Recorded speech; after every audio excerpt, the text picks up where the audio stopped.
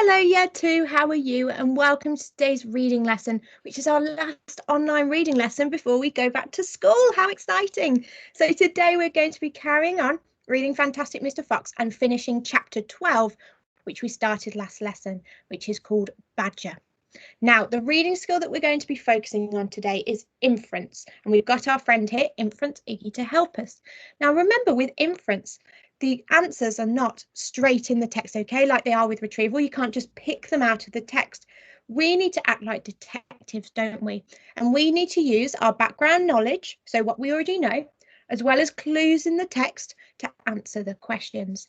Now, as well as inference, we're also going to be looking at vocabulary like we do every lesson. So as we're reading, we're going to stop at some words, look at the word, look at the words around it and try and work out its meaning. Now, before we move on to the rest of chapter 12, I would like to see what you can remember from the chapter so far.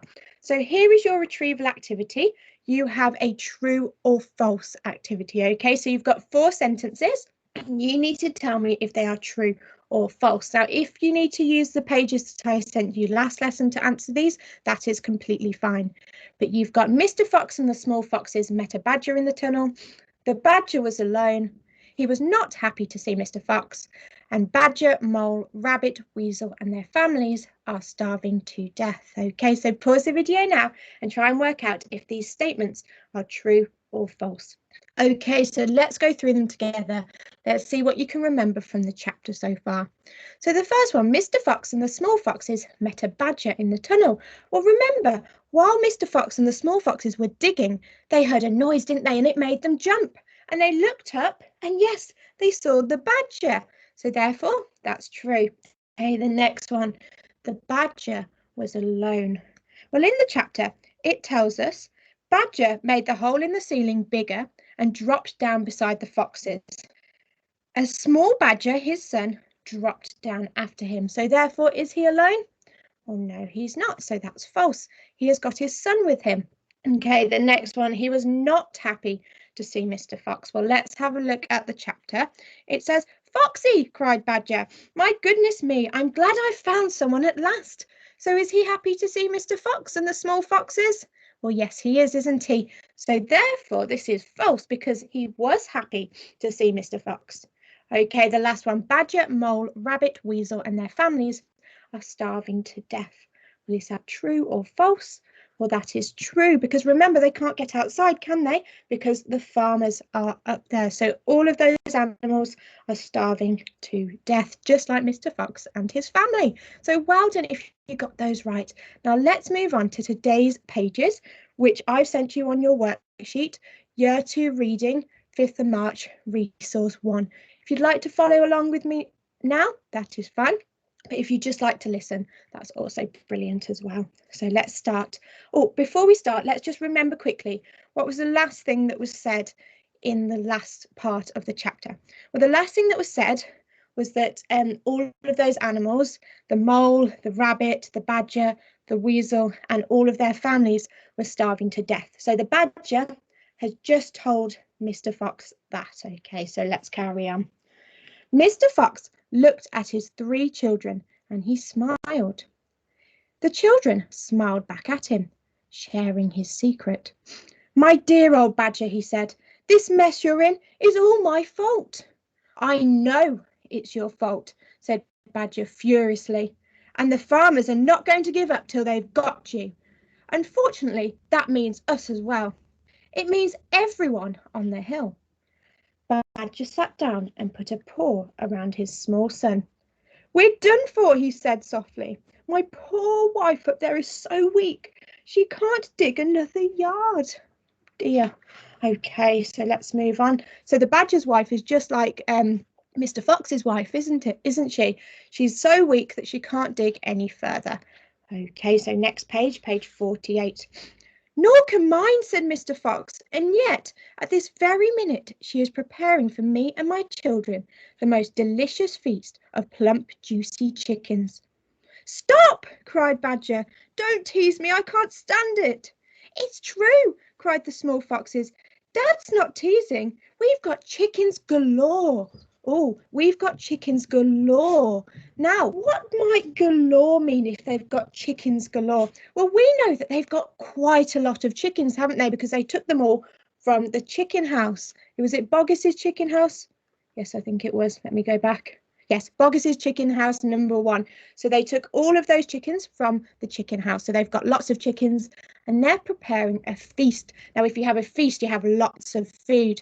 So therefore, do you think galore means they have a little bit of food or they have a lot of food? They have a lot of chickens. Well, yes, it means that they have a lot of chickens.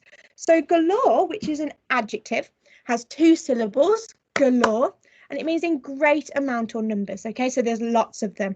So they have a lot of chickens for their feast. Okay, now some synonyms. What does a synonym mean, year 2? Yes, a synonym is a word which means the same thing. We've got plentiful, a plenty, plenty, lots, and copious. If you have copious amounts of something, you have lots of something. So they've got copious amounts of chickens. They have got chickens galore.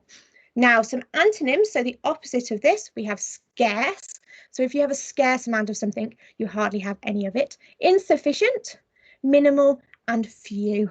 Okay, so they have got chickens galore. They have got enough chickens to have a feast. Okay, so let's keep reading. And because everything is entirely my fault, said Mr. Fox, I invite you to share the feast. I invite everyone to share it. You and Mole and Rabbit and Weasel and all your wives and children. There'll be plenty to go around, I can assure you. Oh, I can assure you. So Mr. Fox has invited everybody to this feast, and he said that there is enough to go around, which we know there is. So he said, I can assure you.